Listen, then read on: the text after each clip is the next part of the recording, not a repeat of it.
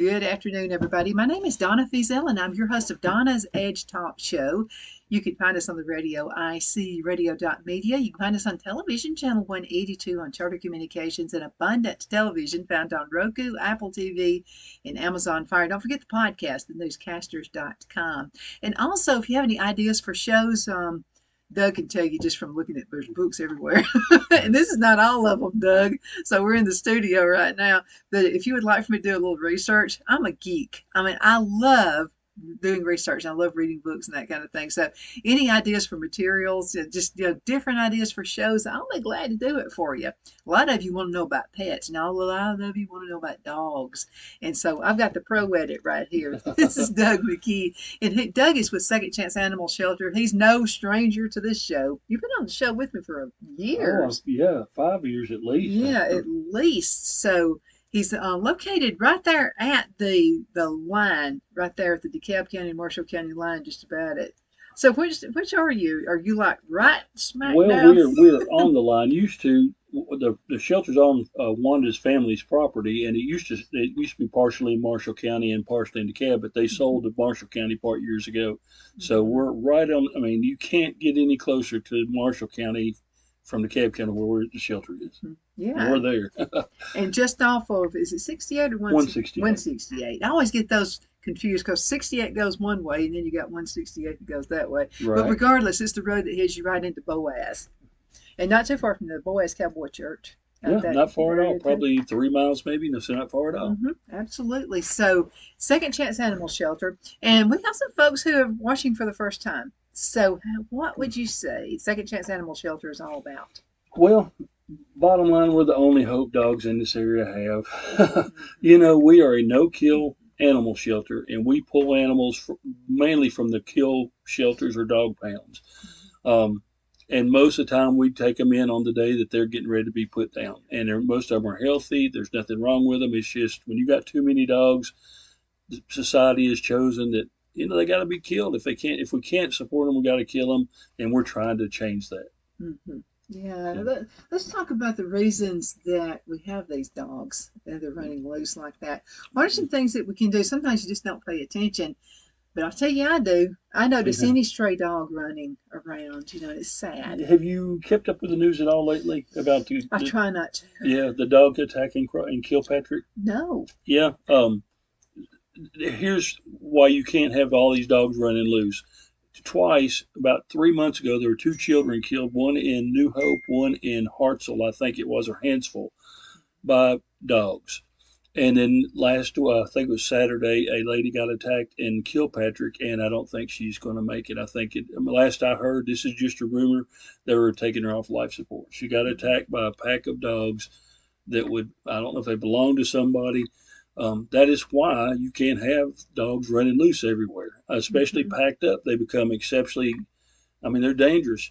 Any farmer that has cattle is familiar with this if he lives in DeKalb County because, packed up dogs go after cattle. They go after other livestock, goats and all that. So they've got to be controlled. Is it because they're in survival mode? It is. And a lot of it this time of year, is because of it's mating season. And you will find, if you have a female dog that's in season, male dogs go stupid and they will, you get a lot more dog attacks this time of year. Even people call us because their dog got attacked by a pack of dogs or another male dog, that's one other reason among 1,000 others of spaying and neutering. If you take that need for that dog, then he won't have the tendency to fight and roam. And I've heard what I classify as morons tell me that they don't want to get a male dog fixed because it takes the fight out of him. Well, I just have a problem with that. I got a problem with that. I want a male dog and I want to be aggressive. I guess I've always said that men who are insecure and not sure of their own self try to get power dogs and want them mean because it makes them feel like they're mean and bad, and they're probably just weak men to begin with. And I don't care who hears that. Yeah. You can tell when somebody comes to the shelter and they want an aggressive, unneutered male dog. You look at him, and most of the time you think there's a man who probably has no control over his life, and he just is he's having to fulfill that need to be strong by having a powerful dog because he's a weak human being. Yeah, But but you can train dogs. I mean, oh, you can. and of course they don't understand our words we say, but they understand what we mean. Like Buddy Hmm. outside out there, my dog, my big dog, by the way, I love this dog, and so he knows he doesn't understand when I'm going to give him a treat, and he's been good, and I want to reward him. He doesn't understand me saying sit down, but when I do this, He knows. he knows that means sit down. And like Buddy now, Buddy's been neutered, Hmm. so and but he would still probably fight like anything to protect you. So Oh I mean, yeah, the no, fight he is knows still there. that. Yeah, that's just it. Hmm. It's neutering is something that needs to be done because it just absolutely there's case in point. Well, every now and then at the shelter we get a lot of phone calls, and every now and then on a whim I'll say, hey, let's do a phone survey of 100 phone calls. Every call that comes in, anybody that answers phone logs it down, time, um, and basic subject and whatever. We started that yesterday. 20 calls yesterday. 12 of them were people wanting us to take dogs. Um, we had a call every 17 minutes. I mean, a whole, and of course, we still just got started, so it's only 20, but by the time it's 100, it'll probably be about the same. When you've got 60% of your calls, people wanting to bring us dogs, that tells you there is a huge Hmm. overpopulation. And that is the answer. We've got to drop the population of dogs. And the only way I know to do that right now is spaying and neutering. 1,000 years from now, some other technology or medical breakthrough. But for now, that's what's got to be done. If we want to keep these dog attacks from happening in cities like New Hope and Hansville and Kilpatrick, we've got to do better. Mhm. And then some people will say, well, it costs too much to do it, but no, it also costs a lot to feed puppies Oh, it when they're does. coming with little puppies every few months. We hear it all the time. It costs too much. If you shop around, what I would recommend doing is go online and type in veterinarians in my area or whatever, or veterinarians in whatever town you live in, and just call them and ask them what the price of just a simple spay and neuter is. Now, be careful because a lot of veterinarians will upsell and they'll start saying, "Well, do you want this done, this done, this done, this done?" They may require you to get a rabies shot.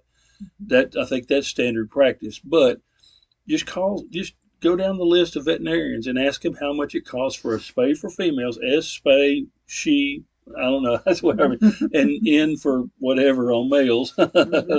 There's a way to remember that, but I got to can't be too graphic. But anyways, um, and just find out how much it costs. It's not that expensive. If you still think I can't afford it, call the shelter. We have given assistance to people as much as we can afford because we know it's that important. We have helped a lot of people get their dogs fixed. We might refer to you to another group that can help get your dogs fixed. Check when you ask the veterinarians, ask them if they have special programs for people on disability and things because there's a lot of ways to get done cheap, and it needs to be done. It just needs to be done so we can solve the problem and not keep doing the same thing over and over. Let's talk about another issue, and that comes with people who are buying dogs for gifts. Mother's Day is coming up, and people are going to be buying their mama a dog without even knowing if the mama likes dogs or not, That's right. or what kind of dog mama likes, or where she lives. Now, how can it be that where you live could be an issue? Well, if you live in government housing, you can't have a dog. I think over 30, 35 pounds. I think it's 30. A lot of apartment complexes don't allow pit bulls. A lot of so yeah. First thing, if you're buying mama a dog, find out if she wants a dog. Number one, Mama, would you like a dog? And Mom says, no, I hate dogs. Then don't buy her Don't. one. Then think about your mama. Now, is your mama a lady who now used to they watch soap operas? I don't know what they watch nowadays, but my grandparents used to sit and watch the show. Their they call them their shows, or the every they watch their soap operas. I think they're still on. People still watch those crazy things. So if your mom sits there and watches soap operas all day and doesn't do a whole lot, don't get her a rat terrier. Don't get her a Boston terrier because those are really hyper dogs. Don't get her They a. want attention. That's right. Don't get her a. Of course, most people most women are going to want a smaller dog, but if Except you for get me, I want if you get her a to. big one, don't get her an Australian Shepherd. Think about the lifestyle and Yeah.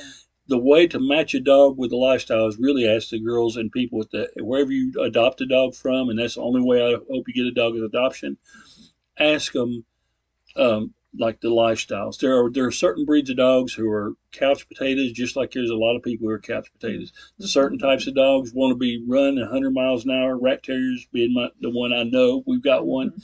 Um, that's for more active people. Just a little common sense there. But yeah, number one and number two, think about your mother, whether she wants a dog. Then think about your mother's lifestyle, what kind of dog you want to get, and go from there. I would think about age. If your mother's 95 years old, she doesn't need a puppy.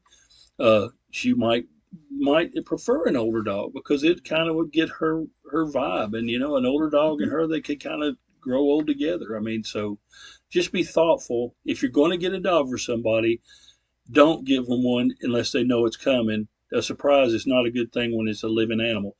But just ask a few questions, and I think it could be a great thing to do. Now, sometimes personalities just don't match. Now, that's those people. I mean, Oh yeah. so sometimes a dog and maybe a person they just don't hit it off with each other. Would it be wise to bring Mama to the shelter? Hey, if you can get your mother and come out there, we've got an area at our shelter set aside where your mother could actually meet the dog in a more of a peaceful environment. If you walk through our shelter, all the dogs want to say hi to you, and they're all hyper in there because they're wanting to go home. But if your mother comes with you and she sees one she might be interested in, we'll let you go into a kind of a quiet area. We call it the garden, Mm-hmm. and kind of interact. And every day I see people in there, and it seems to work real well. Because once again, you don't want a dog if you might be scared of a pit bull, and if your mother may be. So if she's intimidated by a dog, it may not be a good fit. But then maybe she could find one that would just be the perfect Mm-hmm. match, and then it's all win. If your mother takes the dog home, she knows it's coming. She wants that kind of dog. It fits her lifestyle. It could be the best thing that happened to her. I mean, it could be that thing that gives her a reason to keep going. Mm-hmm. Um, I mean, having a dog is a wonderful thing if it's the correct dog and if you've done a little bit of homework and make sure you get the right one. Mm-hmm. I mean, that's all. Now, when I saw Buddy, it was love at first sight. I mean, he was just my baby, and again, now he's a big dog. Now, the lady I got the dog from is a friend of mine, and she said, I think he's going to be a small dog. Well, I could tell by looking at his feet, he wasn't going to be a small dog. No, She said he's mixed, and I said, well, what's the mix? And she said German Shepherd and part Lab. Well, so that that's tell me he's going to be a a big good dog. sized dog for Mm-hmm. sure. Apparently, Brenda didn't know a whole lot about dogs. But just what I know about those breeds. German shepherds are normally protective. Mm-hmm. Labs are super people dogs. Very seldom do you find a lab that doesn't get along with people. I mean, they're kind of like golden retrievers and stuff. They do well with people. Um, so yeah, that tells me a couple things about. But I've never met Buddy. I'll have to meet him before I leave Yeah, you're today. gonna have to meet him. No, but no, he's. I'm gonna tell you what. He protects Phil and me. I mean, it's like his whole purpose for living is protecting us. yeah, there's a lot. And so we have to kind of when we know somebody's coming. Now we put him in a pen, and but now he'll probably warm up to you. There's a few people he has warmed up to. Very few though. We And yeah, you got to meet him. we have a dog named Percy at our house, and the reason we took him home because he was so mean at the shelter. He's a little dog, and I prefer bigger dogs, but we knew he was not adoptable. Anybody that went in there, he'd stay in the crate until we let him out to use the bathroom and all. He'd go after him. I mean, he was just a mean little dog. Well, Wanda, my wife, she couldn't stand him. Being at that shelter, she brought him home, and I don't know how many times he bit her. Of course, he's a smaller dog. I mean, she'd go to pet him, and he'd snap at her. Um, and with me, I mean, he was just a mean little dog. Well, now, I mean, every morning he comes in, he jumps up, and I pet him. And we had some guys come to do some floor work at our house the other day, and we've never seen this. And this is a man not quite my size. And Wanda said, "Hey, watch out, Percy will bite you." He reached down and pet Percy, and Percy just loved it. Some people, I mean, I think Percy has realized he don't have to be mean anymore uh-huh. because he didn't go after the construction guy. He just kind of. So we both said, He got "Wow, conditioned for it now. yeah." Now he knows that not everybody. I figure he was probably abused by somebody, Uh-huh. and I don't know how we got him, but I think he came from animal control. But his personality has changed. I think now he feels like he don't have to be vicious, and maybe he's gotten older and saying, I'm getting too Yeah. old for this. He's going, Percy. But he has changed because he bit Wanda last week because he sleeps next to her in the bed and she moved during the night and he didn't like that and he kind of nicked her on the leg. But Mhm. Now let's talk about the different roles of everybody at Second Chance Animal Shelter. So now Wanda is very pivotal to this business. I mean, She is. Wanda, we're two similar personalities on the way we feel about dogs. But Wanda is a get up and go. When Wanda hits the ground in the morning, which is normally very early, she's she hits the ground running, and she doesn't stop until she goes to bed at night. It's all for her. It's all about the dogs. It's just 100 miles an mhm, hour. I'm a lot more. I don't get up as quick and fast as she does. Number one, but I kind of handle the business part of it, maybe the logical part. Because I mean, Wanda with her heart would take every dog that anybody. If a dog, we take all of mhm. them. Well, that's not. It's not doable. You just can't. Yeah, so we have to, but we always, the rule we got is when it really comes to a matter that we're trying to decide, we follow Wanda's heart because every time we do that, we come out ahead. Sometimes my logical mind will say, we don't need to take that dog because we just don't have a space. And if Wanda's really committed to it, we take it and it always works out. You listen to her heart is the first thing we listen to on whether or not what we're going to do, and then the logic, we start applying logic to it. Sometimes it's difficult. Sometimes I mean, we had a dog that got ran over, and it was going to be an expensive dog to take. That's expensive. When you get an injured dog, it's very expensive at veterinarians. My logical mind was struggling with it. Her heart said, we got to fix that dog, and it was a young dog. $3,000 was the vet bill, one dog, and that's a killer on a budget. Mhm. And I went with okay. She decided it was that important, so we kept it. I drove the dog to Decatur. On the way over there, I saw a tractor for it was about $3,500, and I thought I'd love to have that tractor. And I thought I'm going to spend $3,000 on a dog that will bring someone joy probably for 11, 12 years if it lives a normal life. That tractor, spend $3,000. It's a huge tractor, Mhm. obviously. It might last a couple years and then be broke down, something happened, and it just kind of worked itself out. So we Mhm. spent the money. The dog got adopted, and last it was living in Altoona, Alabama. Last I heard, doing just a fantastic, Mhm. bringing joy to people. And once again, in my logical mind, it applied only Mhm. that dog would have been put down or not survived the initial thing, but because she's got the heart. And I've got the heart too, not as much as her, but She does too. we just have to follow her lead. That's the way it works out to Second Chance. Okay, I love the story of how Second Chance Animal Shelter started. So let's talk about what was the whole idea. Well, I was a police officer at Albertville, Alabama, and one day I just walked in and the dispatcher was busy on the phone. Well, back then it was a smaller department, so as a police officer, I picked up the second line, which was ringing, and a guy said, "Can you send animal control out to I think it was Gethsemane Road? I'm not sure the name of the road. Somebody dropped off 6 puppies at my house, and I need animal control to come get them." And I knew because animal control worked for the police department that if he picked them up, they would have killed them that day. At that point, which was 2008, a puppy or whatever got picked up, it was put down when there's obviously no owner, it was put down as soon as they got it to the pound. So I stopped. I called Wanda. I said, "Look, there's some puppies. They're supposed to go to animal control. Do you care if we bring them home and find a home for them?" I said, "I hate for them to get killed." And Wanda said, "Yeah, bring them on." So I went in my patrol car and picked up those 6 puppies, put them in the back seat, took them home, and that was it. No plan. I've always said though, the worst part the worst mistake we made was we had no idea what we are on the day that we started the shelter. We had no idea that we were going to start the shelter. Mhm. But we went to trade day in Collinsville and gave a couple of them away. We just found people. That was our whole mission at that time was to keep them alive and not let them be killed on that day. After that, I told Animal Control what I'd done, and he started working with us. He'd say, he was a kind human being too, so he would see a Mhm. dog that was really a good dog, and he hated to take it to the pound and have it put down. So he would call us, "Hey, I found this." And the second was a Newfoundland, a big Newfoundland named Toby. I don't know why I remember this. It kept climbing out of the fence, and he was going to have to pick it up, take it to the pound, and have it put down because the people couldn't keep him up.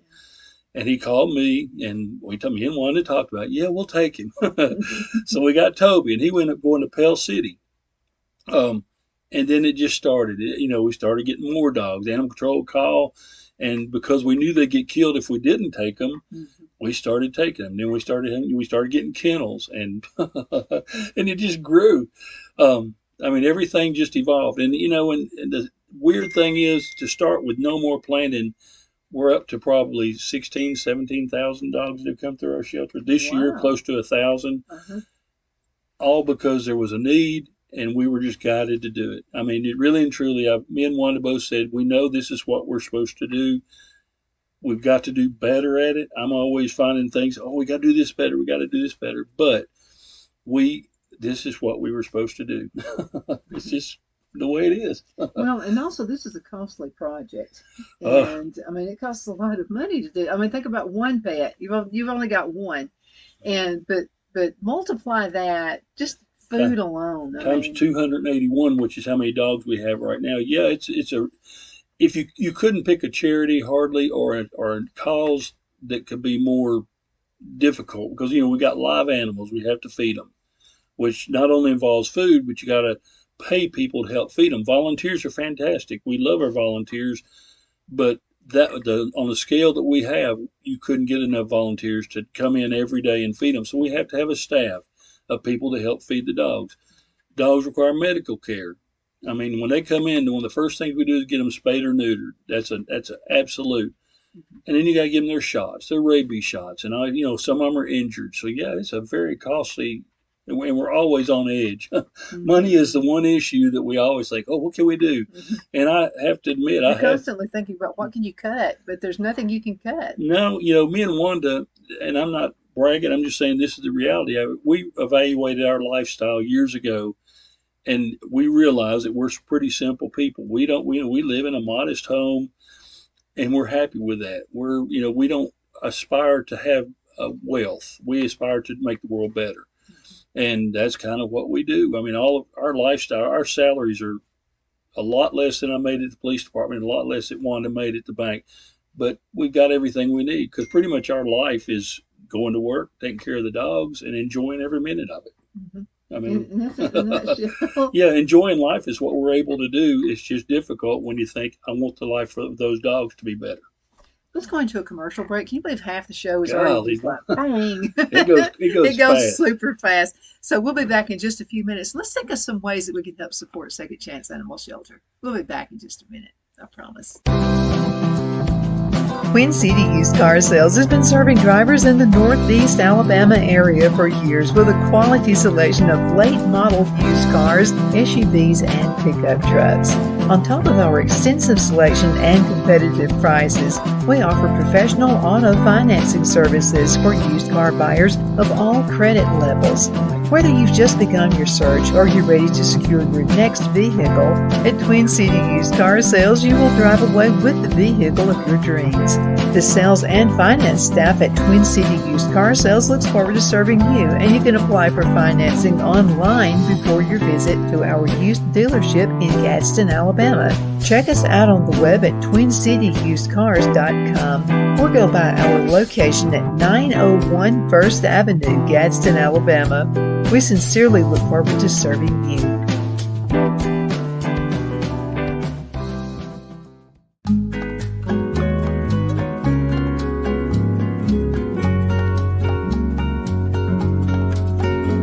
At Lamone's Mexican Restaurant, located in Henniger, Alabama, and voted Best Mexican Restaurant of DeKalb County, Alabama 2020, we're here to serve you with authentic Mexican cuisine. Order easily online by going to lamonsmex.com or call 256-657-3999 to place your order. We're open Sunday through Thursday 11 a.m. to 9 p.m. and Friday and Saturday 11 a.m. to 10 p.m. Whether you're celebrating a cozy date night for two or a celebration for a crowd, at Lamone's you'll love our atmosphere and friendly servers. Thank you for dining with Lamone's Mexican Restaurant.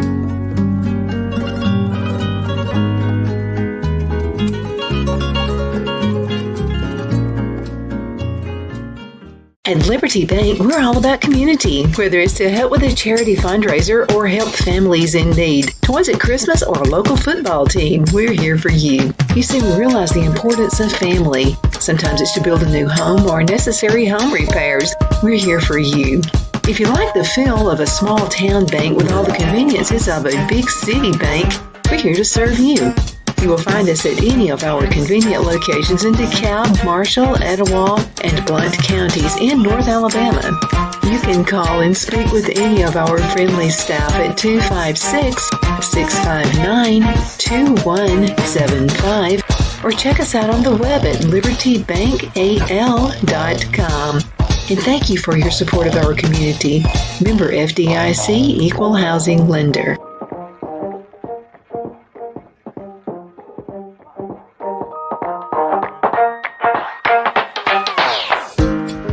Jeff McCurdy of the McCurdy Law Firm has been a public service of this area for over 10 years. McCurdy, a member of the Henniger City Council, serves as prosecutor for the town of Sylvania and was named public defender for the city of Rainsville. The McCurdy Law Firm is located at 17326 Alabama Highway 75 in Henniger to better represent his Jackson and DeKalb County clients. If you need to be represented by a true public servant with proven success, call Jeff at 256-996-8701 or send a private email to mccurdylawfirm@gmail.com. No representation is made that the legal services performed is greater than the legal services performed by other lawyers.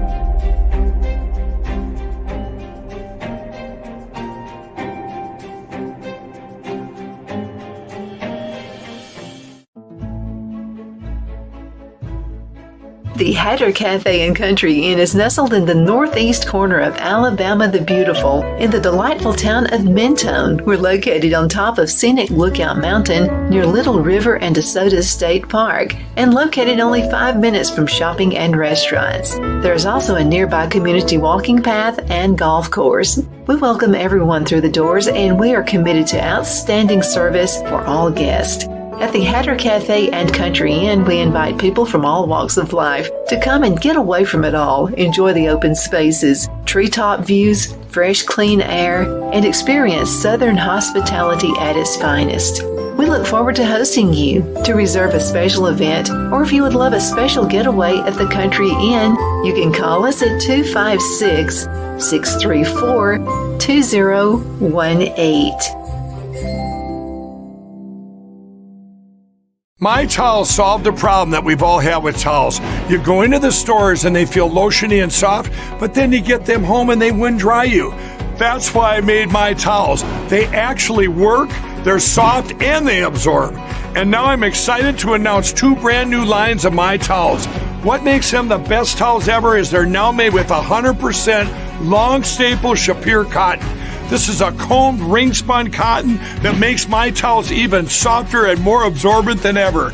And now you get a 6-piece set for an amazing introductory sale price as low as $29.98. So go to MyPillow.com or call the number on your screen. Use your promo code to get My Towels for only $29.98. Or you can get my designer premium line for just $20 more. Either way, you save 50% now on all My Towels. They actually work. What a concept.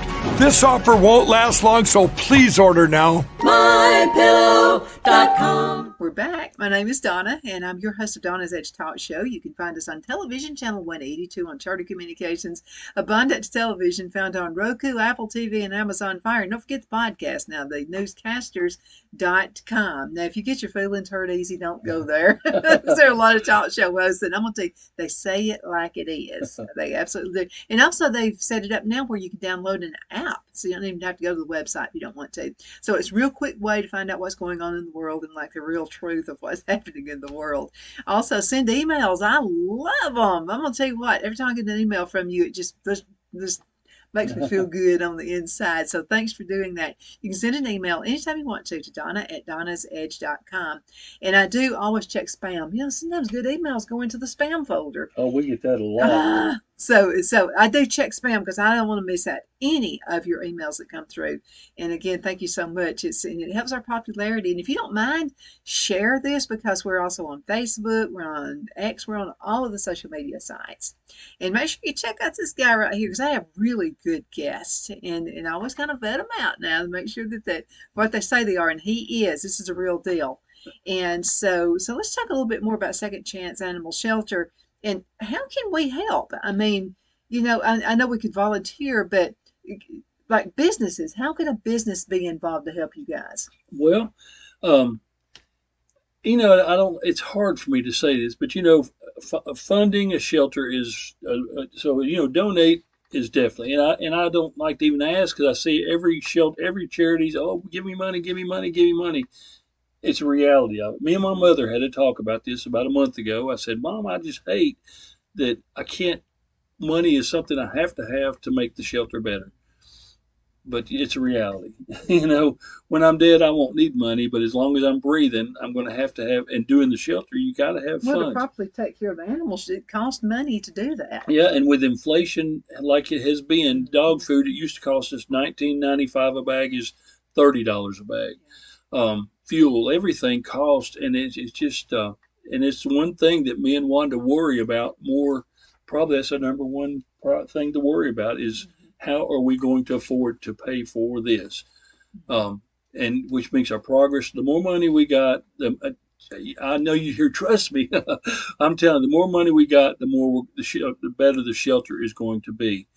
Our lifestyles, we're pretty content with them. So I don't see, you won't see me living in a mansion behind the shelter, not unless unless I win $1 billion lottery. Then I gotta say something. So this is back before you come along. So there's a commercial that came on television, and it was showing all these little pitiful dogs and cats, and they were hungry and shivering in the cold and all this kind of stuff.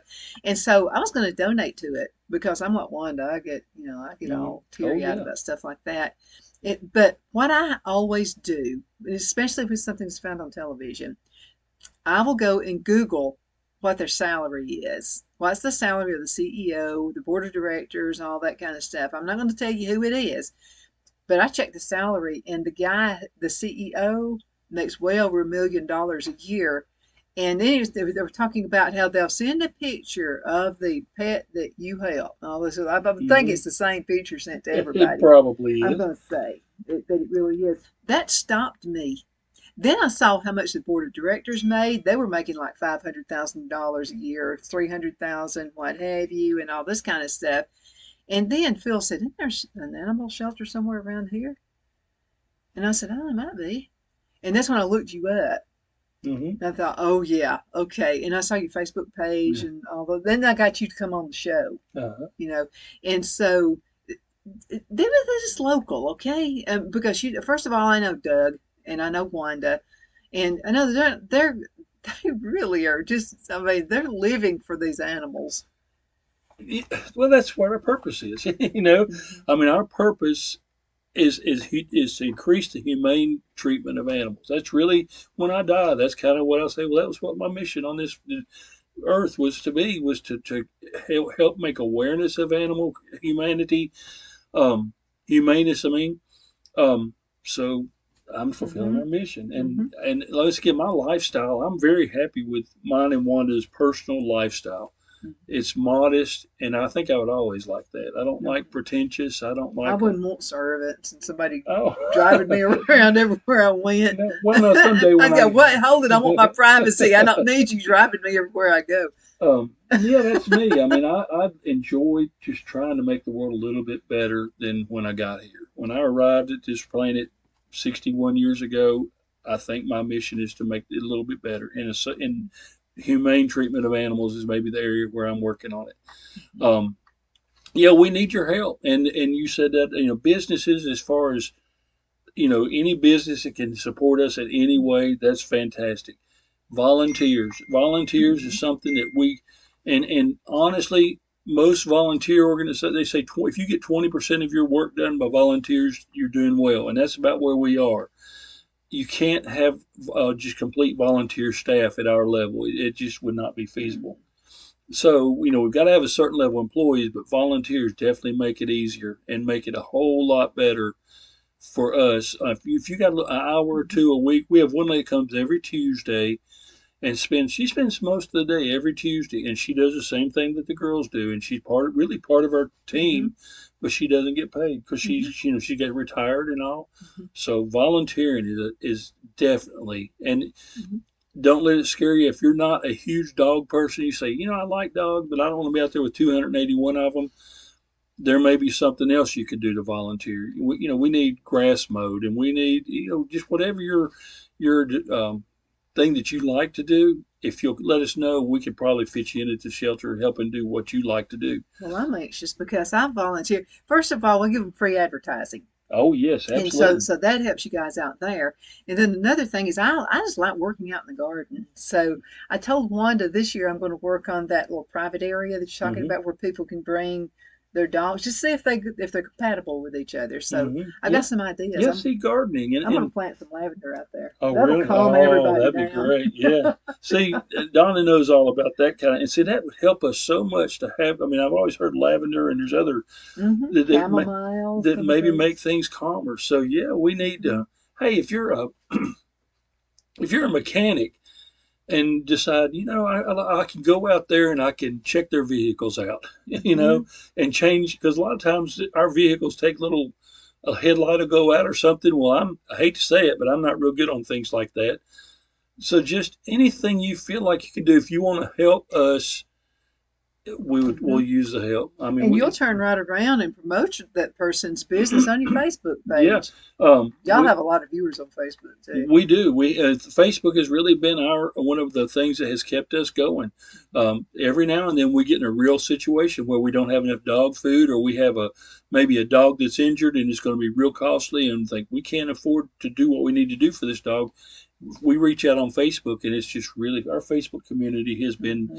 uh, a lifesaver. I mean, literally, Hmm. there are dogs that are alive today because people reacted to what we did on Facebook. One quick story down in is close to one again as in Etowah County, Walnut Grove.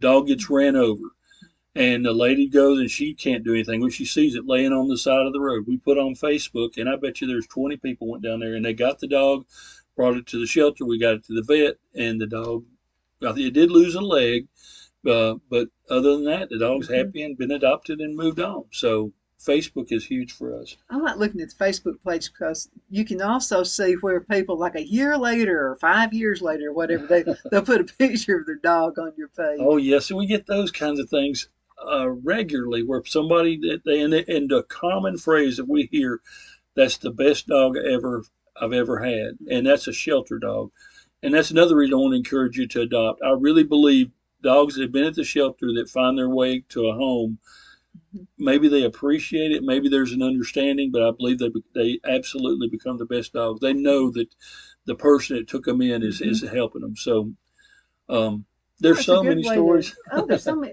And this is another thing too. So my son was an only child, and you have to be careful with only kids. They can be selfish, and then when they get married, they can be a pain to their spouse. I mean, because they're used to everything being about them. So at a very very early age, I wanted my son to have pets. To have some kind of responsibility.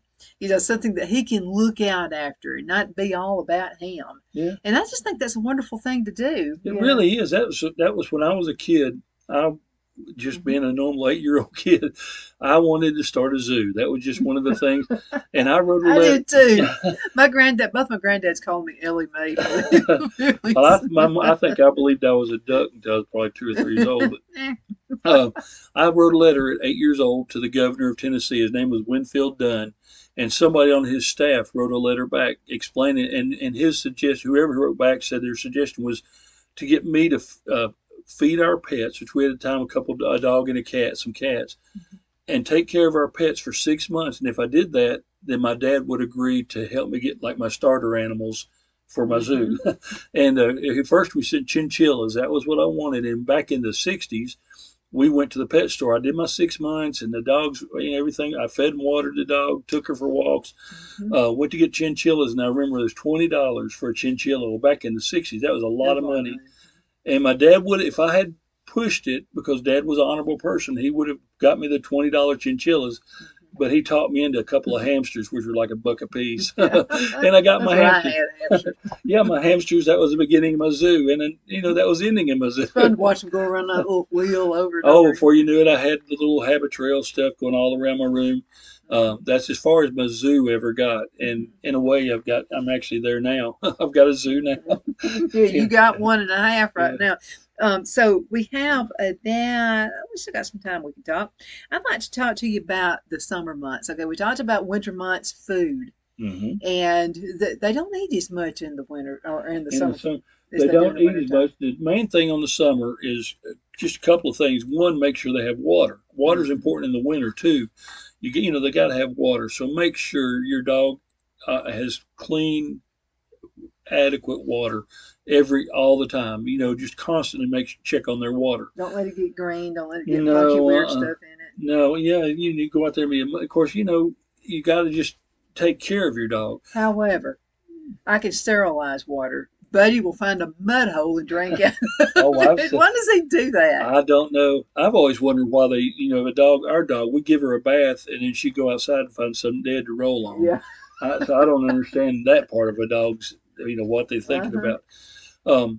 Water, shade. If you have a dog I hope you don't have a dog that's chained up, but if you do, make sure it's not out in the blazing sun. They need shade. Of course, always need housing or some kind of shelter, but water is very essential. And of course, they still need food, but you'll find that dogs don't eat as much in the summertime. And I don't think people do either. I really believe people kind of eat less in the summertime. Because you're drinking water all the time. Right. Be aware of your dog. I mean, dogs can have heat strokes and things like that, just like people. So if your dog starts acting weird and it's 120 degrees, 110 degrees outside, then by all means, be aware of that. And it may need medical attention, may just need to be cooled off, but be aware of it. And on the car issue, I recommend don't put your dog in a car and take it with you. Oh, no, you want to get me started on that? There's stories of people who leave a dog in a car and the dog passes away because it cooks. I mean, that's just the bottom line. From the inside out. So don't. I mean, if you're going to run to the dollar store, don't put the dog in the car because you won't be gone for a few Just minutes. leave your dog at home. That's right. If you've got a service dog or whatever, then they should be allowed to take that in wherever you go. But it's not. I can't imagine what it'd be like to be in a car with the windows rolled up, no air, and it being 130, 140 degrees in that car. It causes them to have a stroke. I mean, just like people. It could. And like I said, dogs die from it. People die from that. Children every year, you'll hear stories of. So, well, if I'm somewhere and Wanda and I are in this together, if Wanda and we're at Walmart or whatever, and we say a child or a dog, I'm getting something will break your window lights out. And I believe now there's a lot of legal protection from people who do that. Mm-hmm. I mean, if you come up on a dog in a car, don't try to sue me. If you're at Walmart and you look and you see a car and you hear a dog barking in that car with the windows up, no, the motor's not on, my first recommendation is I would call the police first because it is illegal. I mean, there will be police. If you got a halfway decent police officer, he's gonna be very aggressive about pursuing somebody who leaves a dog in a hot car. But notify management of wherever you're at. So, hey, who's driving the blue Taurus or whatever car out there because they need to take their dogs in that car and get people involved. Mm-hmm. I don't think Wanda's going to be calm enough to do that. I think Wanda's going to start knocking windows out. And I've always told her, Wanda, if you knock one window out, people might understand that you're trying to save the dog, but you can't knock every window out and flatten the tires and everything else. You got to, get stuff, just protect the but dog. You know something? I've seen people, they'll say, I'm just going to go in for a minute.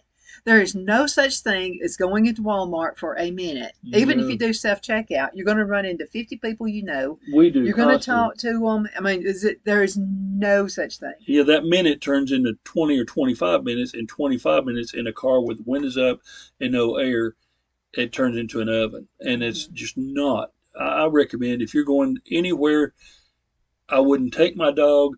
But if you have to, or if you're going on vacation or something, just try to keep your dog with you. Don't leave it in a hot car and we've had people who leave their car running with air going And a lady at Walmart in Fort Payne got locked out of her car because the dog, he hits the lock button.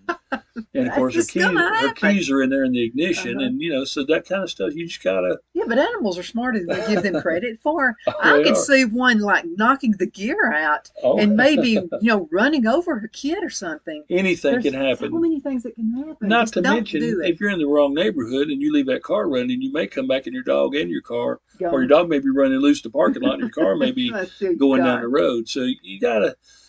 Common sense is not common for everybody, but I don't know, people. Just be careful on leaving your dog in a car. If you got to travel, another risk that here's a story at the shelter. They were coming from South Carolina. No, they were coming from Tennessee through Alabama. At Coleman, close to the Dodge City exit on Interstate 65, they had a bad wreck. They had two dogs with them. The lady that called us was actually from South Carolina. She was a niece or related to them. She called our shelter because we're what popped up when she Googled animal shelters in this area. Their dogs that they had escaped. So they're going to the hospital, life-threatening injuries. They both did survive, but they're gone. Of course, these dogs they don't know where they're at. They just been through a traumatic wreck and Yeah, they're they're running loose. scared, like a little kid would be, We put we like put I'd be. we put on Facebook. Anytime on our Facebook page, if you see SOS urgent, that means we really need you to pay attention. We've got a situation needs help, and we put that on there. And the response was fantastic. People came. Hey, I live over close to that area, and they went to search and they found the dogs. I don't know who kept the dogs up, but people come from the hospital, they got their dogs back. So anytime you travel with dogs, keep in mind if something goes wrong, the dog, you got to deal with the dogs too. So if you can avoid it, avoid it. Same thing happened in Fort Payne. There was a wreck there, and a veterinarian came from Gadsden, and they got the dog. The dogs didn't run off that time, but he held the dogs while the people were covered, and they went and got their dogs at the vet's office. So. Yeah, another thing people need to do too is keep tags on their dogs with phone number or whatever. So there was a lady. I'm friends with these girls now, and so a dog comes here to my house. Big old pretty thing. He's a big old dog. He was pretty and white, and so I knew he belonged to somebody. And he just walked. She lived close to Martland, which is several Oh miles down wow! the road. So this dog actually walked. Well, I kept him, and he had gotten rid of his collar. She said that he had a collar with a name tag on it, so he lost it. Somehow took it off. And so what I did is I just posted it and I said, "Who does this cutie belong to?" And so I put him on Facebook. Well, somebody found somebody who found somebody who found somebody who found the owner. And that woman was crying. She thought this dog was her life. Her husband had passed, and That's so this dog was her life. lost dogs. If you lose a dog, and it's very possible, and if you have an unneutered male, it's very possible he's roaming off looking for a mate. But just about every city, county has a lost and found dog site. So Facebook is definitely a way. Marshall County has lost and found dogs in Marshall County, or most cities of any size have the same type thing. Post pictures of your dog. Keep a current picture. Well, most people have a current picture of the dog on their phone. Get the picture out there. Notify in every town if you have an animal shelter or a pound or something. Call them. We have actually had situations where somebody's dog got picked up by animal control, went to the pound. They used to hold them a week. By the time the person called them 8 or 9 days later, their dog was put down. Dog survived. Everything was great, but because of the time limit. That's why notify us, because we'll keep a check. Yesterday, of the 20 calls we got, 2 of them were people searching for their lost dog. Get the picture out there. Notify your local animal shelters. If you got a town that has animal control, notify animal control, because he's out riding around looking and he may see the dog. And tags are great. You need to at least put a tag on them, but I highly recommend microchipping. We at the shelter, we microchip every dog before they leave, and we've returned probably 2 or 3 dozen dogs over the last couple of years. Because when they come in, we scan them, and that checks that chip, and then we know gives us a lead to get the dog back. We scanned it after the tornadoes hit Abbeville in 2010. We scanned the dog. It came back to somebody in Indiana, I believe, or maybe it was Illinois. They had given the dog to somebody in Abbeville, so we contacted them. They contacted, and we got the dog back to the people that way. Microchipping works better because the chip is there permanent. Tags do come off. a collar comes off, and so if it's microchipped, we scan them. If it's one of the any kind of scanner, ours like universal, so any kind of chip, and maybe we can get your dog back to you. Well, let me ask you a question about that because Buddy's not microchipped and it needs to be. Mm-hmm. So, what's the cost of that? And is the dog any downtime? Does it hurt the dog? No, I think most, if you go to a veterinarian, most of them are around $30, $35 to get scanned. It may have gone up, and I'm just guessing on that. Yeah. We input our own chips in, and it's about the size of a grain of rice, and it goes right by you. Kind of pull their skin up and put it under their neck, behind their neck. Dogs, it's about like giving them a shot. They don't even, most of them don't even notice if a dog's not. They might get a little bit of a yelp out of them, but that's it. It's a very simple, easy. Every dog leaves our shelter gets microchipped, and I've never seen any adverse effects. It's just a very small. Technology is great. I mean, it's about the size of a grain of rice. It's going to be permanently put behind their neck, and it's registered. All of them, when we microchip them, it's registered to the shelter. We encourage people to get it registered to them, but as long as it's registered to us, we know who adopted the dog, and maybe we can, it makes it a little harder because we have to go through that process. But I will get it changed over, and for that there may be a fee. It depends on what company you use, but get that way your dog gets micro scanned, and most vets offices have scanners. Animal control has scanners. More and more scanners are out there, so they get it, they scan it, it comes back to you. They call you and say, "Hey, we got your dog at wherever," and well, we can have some violent weather around here, and a lot of dogs and cats can get like strewn out in the windstorm. When the tornadoes hit Albertville back at this 2010, we opened the shelter in 2008. There was a lot of stray dogs because fences get knocked down, and and the dogs are outside. They go through holes in it. The fences get damaged, and you may not know your fence is damaged. Yes, extreme weather is definitely something that we end up having a lot of dogs. Fireworks, talk about the heat. 4th of July is coming up, and we hate it every year. Well, I used to love fireworks when I was growing up. When I started an animal shelter, I hate fireworks. It breaks animals. Oh, it does. Our shelter, and we know that the week after the 4th of July, we're going to get a lot of dogs coming in, and a lot of it's because they're outside. They hear all this booming going on, and they bolt. And, of course, then they're lost. And if they get picked up by animal control or people pick up a stray, they make it to us, and we're trying to figure out where these dogs go to.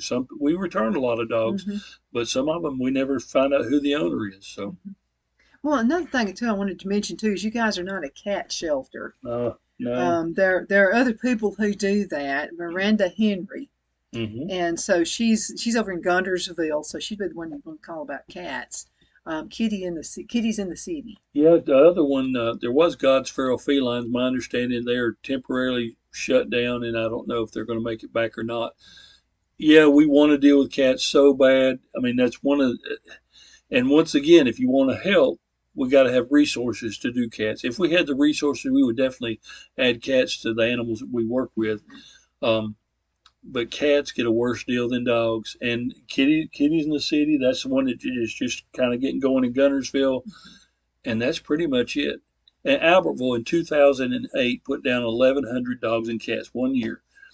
Last year it was like 5 or 6 dogs. There's very few dogs, but a lot of cats are still being put down. And because there's no resource for them, there's nowhere for them to go.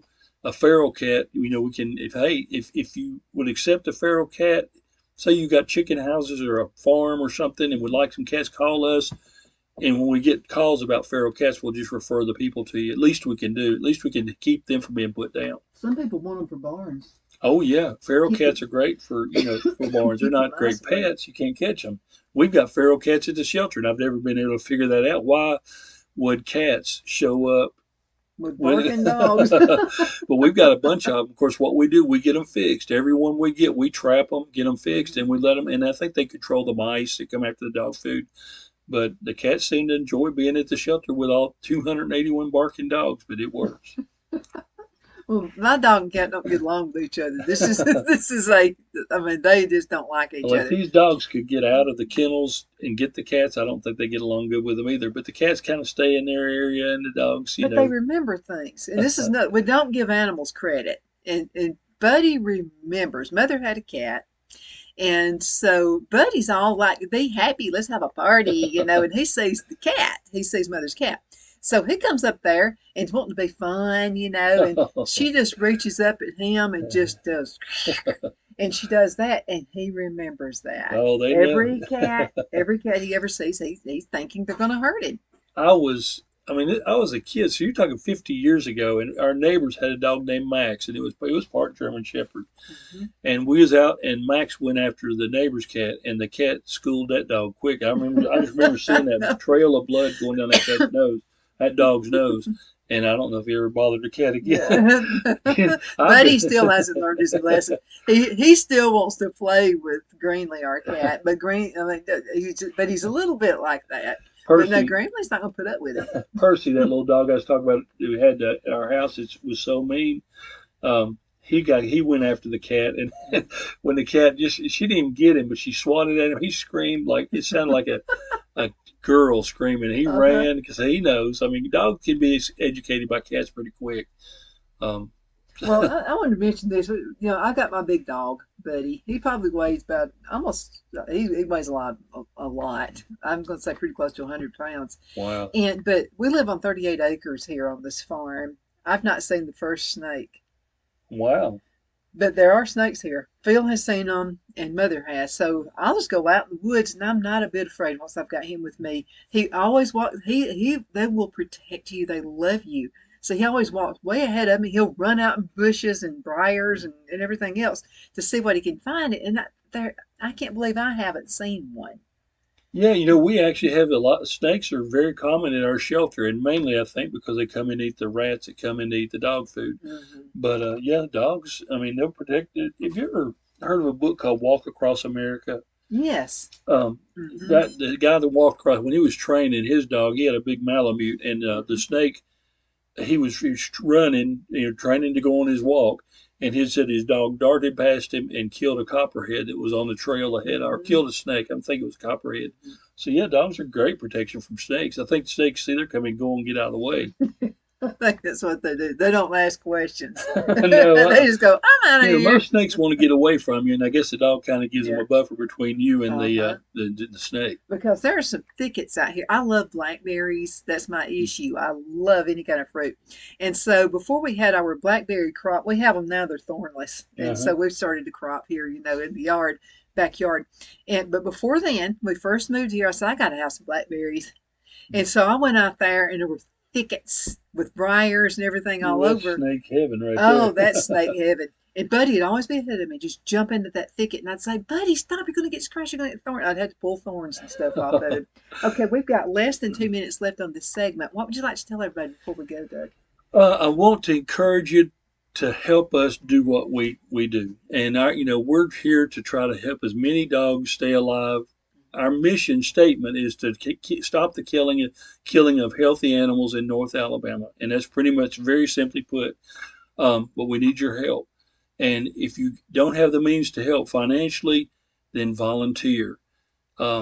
Just a word of encouragement. Anything you can do to help, foster. That's a volunteer thing you can do. If you can't have a dog or don't want a dog forever, but you've got a weekend where you could come to the shelter and take a dog for a day. We love it. Get the dogs out of there. Give them a break from the shelter.